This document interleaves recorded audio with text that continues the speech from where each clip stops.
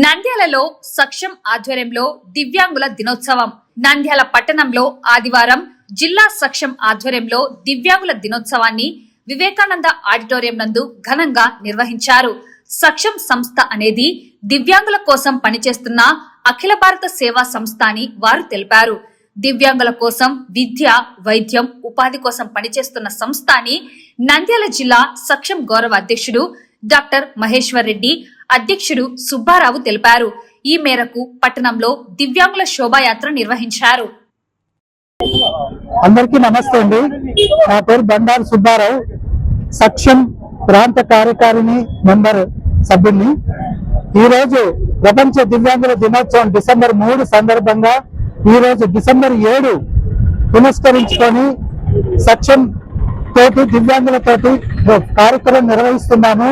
అందులో భాగంగా సాంస్కృతిక కార్యక్రమాలు జీవన జ్యోతి అందుల పాఠశాల ద్వారా జరిగినాయి.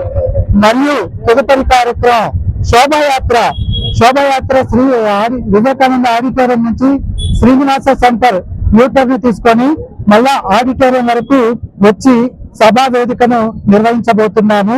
అందులో దివ్యాంగులందరూ పాల్గొంటున్నారు. అన్ని రకాల దివ్యాంగులు పాల్గొంటున్నారు.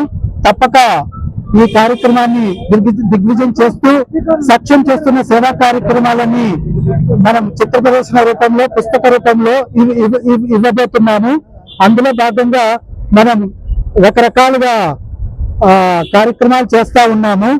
ఈ కార్యక్రమంలో భాగంగా ఈ రోజు నుంచి మనం ఇంకొక కొత్త నూతన వరవడి ఆలోచనలతో దివ్యాంగులకి గ్రామంలో మారుమూలన ఉన్న దివ్యాంగులకి కూడా సహాయం అందాలని సక్షం వేడుకుంటుంది.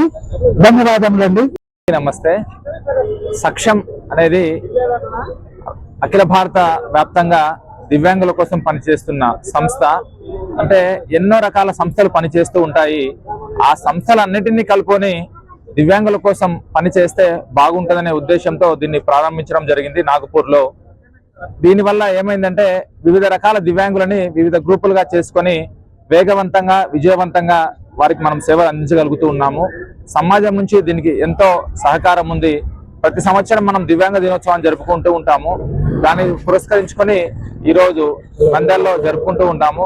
కాబట్టి సమాజంలోని ఎవరైనా దివ్యాంగులు వాళ్ళకి ఇబ్బందులు ఉంటే సక్షం కానీ వివిధ సంస్థల ద్వారా కానీ మమ్మల్ని సంప్రదిస్తే వారికి ఏవైనా ఇబ్బందులు ఉంటే మాకు చేతనైనంత వరకు సహాయం చేసి వారిని విద్య, వైద్యము, ఉపాధిలో సహకారం ఇచ్చి వాళ్ళని దేశ ప్రయోజనం అయ్యేటట్లుగా మేము వారికి సహకారం ఇస్తామని కోరుకుంటూ ఈ అవకాశం ఇచ్చినందుకు